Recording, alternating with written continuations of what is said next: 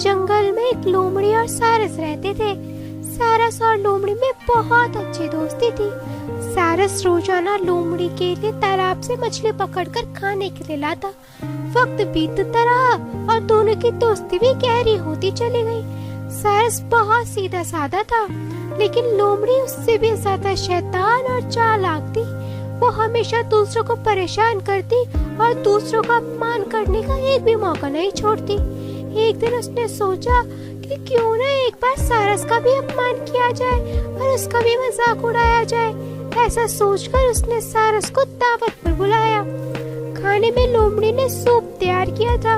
उसने जानबूझकर सूप को प्लेट में परोसा, क्योंकि सारस लोमड़ी को पता था कि सारस की चोंच लंबी होती है और उससे सूप प्लेट में नहीं पिया जाएगा। प्लेट से सूप पीने में उसे बहुत दिक्कत होगी, लेकिन लोमड़ी को तो सारस का मजाक उड़ाना था, इसलिए उसने ऐसा ही किया।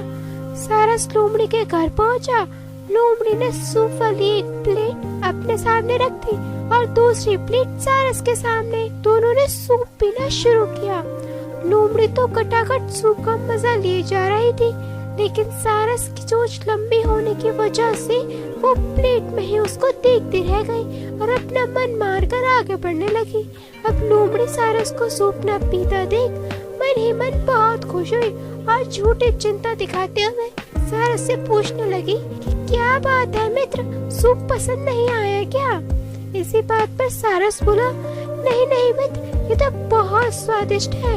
सारस ने जब देखा कि सूप को प्लेट में परोसा किया है और लोमड़ी जानबूझकर उससे सवाल कर रही थी, तो वह समझ गया, लेकिन वह कुछ नहीं बोला। उस दिन सारस को अपमान सहने के साथ ही भूखा भी रहना पड़ गया, लेकिन आते जाते सारस ने भी लोमड़ी का मजा चखाने की ठान ही ली। उसने फैसला किया कि वो इस अपमान का बदला जरूर ले, इसलिए उसने लोमड़ी को निमंत्रण दे। लोमड़ी बहुत खुश हुई।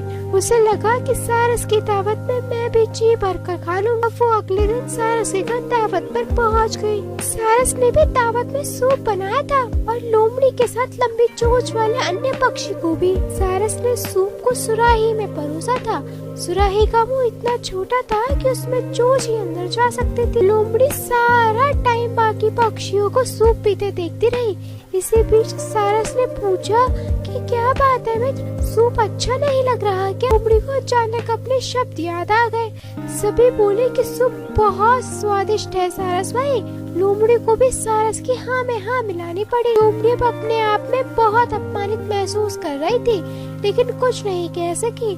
उसे एहसास हो गया था कि सारस ने अपने अपमान का बदला लिया है। इसीलिए कहते हैं जैसी करनी वैसी भरनी।